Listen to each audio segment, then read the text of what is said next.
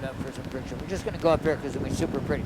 So you cannot drive around the point out here, and it further confuses visitors. They think the road is closed to the west side. Yet there's a few towns there, and there's a military outpost where they have satellite dishes and all kinds of things. They look all the way over the curve of the earth with radar to see what's happening in North Korea and China and all those places. So there is civilization on the west side, but visitors don't know about it.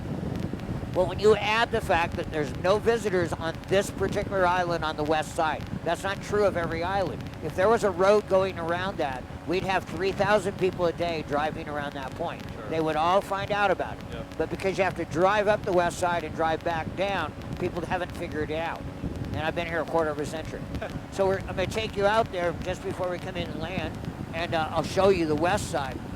The water is like you're in Santorini, Greece. It can be 50-foot surf on this side of the mountain, and on the other side of the mountain, it can be completely flat because waves don't know how to make a U-turn. So they're coming in on the windy side of the island and the northern tip in here because they're coming in at an angle they can get into. But the west side is more protected. How do you like that lighting? Isn't that beautiful? That's amazing. The steering, by the way, in this is if I pull our weight to the left, the sail shifts and the wing will stay in a left-hand turn. It's the most bird-like wing in the world. One of the reasons why pilots of airplanes didn't get out of bed today, flying an airplane has nothing to do with bird-like because they're not moving the wing directly. That would be like a surfer not moving the surfboard directly, but they're moving parts and move parts and move parts and move the fin. It'd still be fun, but it wouldn't be as connected to your brain and your body as snowboarding and snow skiing and all those things, skateboarding, water skiing, wakeboarding. They all feel magical because of those boards on your feet feel like they're part of your body. Right. You can believe this wing feels as part of my body because I've been flying hang gliders since 1978. So we're going to go up here, play around the clouds, get into some even smoother air probably, and take some more pictures, and then I'm going to show you the west side before we come back in. Cool. Now, I occasionally get people that ask me, hey, can we go fly in the clouds? I try to point out to them that there's no redeeming factor for flying in clouds. The reason why pilots fly in clouds, they're trying to get your Amazon package to you. They're trying to get you somewhere. Yeah. And so they will actually put, they want the straightest route. We just went where there's some nice up air, and look at this. That's incredible. Isn't that cool? Give me a smile. Now, it's a little chilly, but try this. Put your right hand on the bar. I'll do all the work, but have a nice, comfortable grip, your left hand on it. And just know that if this bar is level, we're going to be going straight. So if I want to go left, I'm going to put our weight on the left. I can do it just by pushing our weight to the left. And then within a second or two, you don't even have to hold it. The wing changes in shape, and we're in a left-hand turn. I never have a set route. I didn't know that I'd be going up here because I didn't know there'd be clouds that were low enough that we could go to, but that's one of the reasons why this activity is so great. I don't just have, like a helicopter tour is going to go a certain route. Right. It could be rainy as hell at Waimea Valley, but you could bet they're going to try like hell to get you in there. I don't have a route. Wherever I go is going to be epic, but I need it to be safe, and then I want it to be epic. Yep. And a part of epic for me is really photogenic too. So now, leave your hand on the bar, but pull your left hand towards my face. Not towards your belly, but towards my face. It's a little hard, but just towards my face. Keep coming, keep coming, keep coming, keep coming, keep coming. The wing's almost level. Keep coming a little bit more. There you go. That's how you do a left turn. Give me a smile. Now, take your left hand, maybe give a Hawaiian shaka because you're in Hawaii. And people aren't going to believe that you're at 6,000 feet in a kite. Pretty cool, huh? Yeah. You go ahead and let go. So, we're up above the clouds. I had to do that. Wow. On the second or third or fourth flights of the day, the water is not dark. Oh, I want to show you a rainbow. Rainbows are made by the sun. What shape is the sun? A circle. A circle. So what shape are rainbows? Half a circle. No. No? Nope. When you're on the ground, you don't get to see a rainbow. You get to see half a rainbow. I always find that kind of fitting because I love the sky.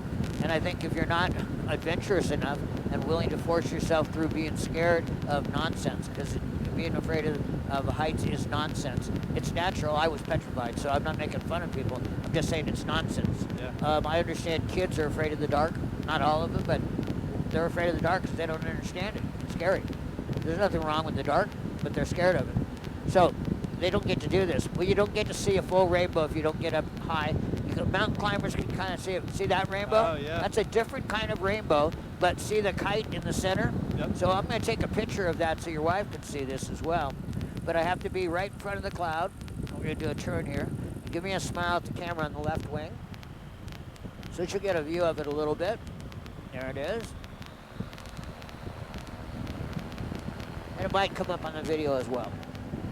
All right, so there's the airport right there. Yep. There used to be a funky little dirt road where you could go around the corner out there.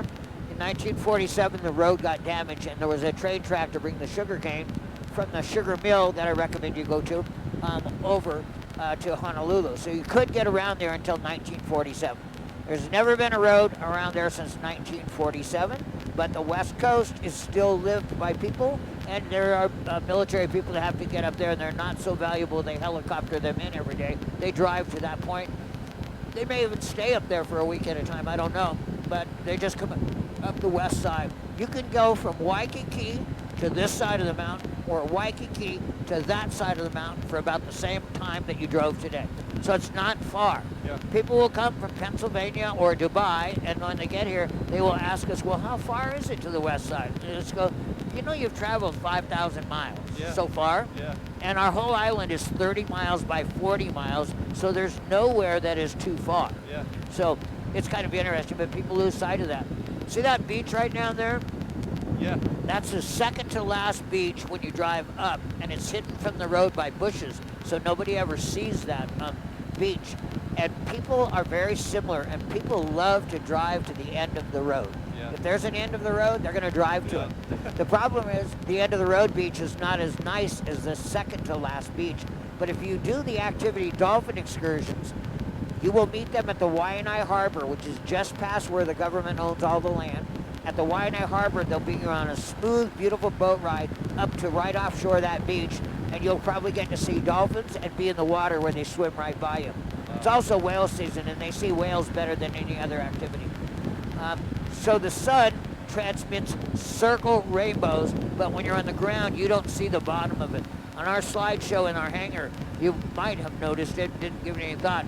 All rainbows, when you're up in the sky, if there's enough rain, you can see our rainbow there. Yeah. They're always a circle. They can't be less than a circle. You know the biggest problem about that? There is no pot of gold at the end of a rainbow then, is there? So the little munchkins or whoever they are were lying to you. It was all alive. It's all a lie. There's no Santa Claus too. I'm not sure if you know that yet. All right, so that's the last beach if you drive up the West Coast. Yep. It's not my favorite because sometimes a little bit of waves will wrap around the point here, and sometimes they'll wrap all the way around from the south side in the summertime. It's a nice beach, but it's not as nice as the next to last beach.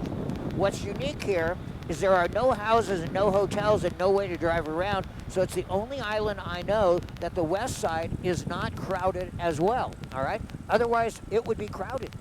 You see, from that point to that point, Yep. the military owns all the land. There's not one house. There's not one hotel. There's not one Taco Bell.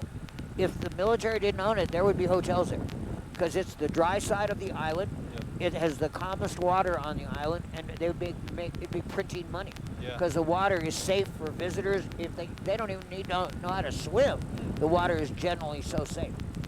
There are bathrooms and showers and drinking water at the end beach right here, Yokohama Bay. So if you need a real toilet, you drive up there. But see that beach back there? Yep. That's as much surf as I ever see there, and that's just ankle snappers right on the shoreline. Yeah. And that's where dolphins like to hang out in that area, and that's where dolphin excursions will bring you up and then take you back. That's crazy how calm the water is. Yep. And you are now at the western tip of the island. You can see it right there. Isn't that cool? And you're at 5,000 feet. And are those trails down there where you can walk that, or Yep. is that just? No, you can walk that. I wouldn't recommend it unless Yeah. you're into albatross birds and monk seals. Yeah. It's the worst beaches on our island Yeah. because this is the side of the island where the wind blows in at 9 o'clock every day, and there's no rain to bring any dirt or sand back. Yep. So there's no beaches to enjoy. It's just a dirt bumpy road between a mountain and the ocean. There's way prettier places to go. But if you were going to walk out to this point, I would do it from the west side because the trail is right next to the water, and the water over here is so calm that if a whale breathes, you'll see it. Wow. Now, a really awesome photo is with you back on the controls just for a minute. I'm going to turn until we get sunlight on us. And look at the white caps out here. Those are from the trade winds. See the darker line? Yep. That's stronger wind. That's like 25 mile an hour. That's why we only booked one flight today. We're not going to book any day with more than 2 flights because I only have the time of the cold air pushing the wind away for us. Okay. All right, now this is going to be absolutely stunning. Give me a smile.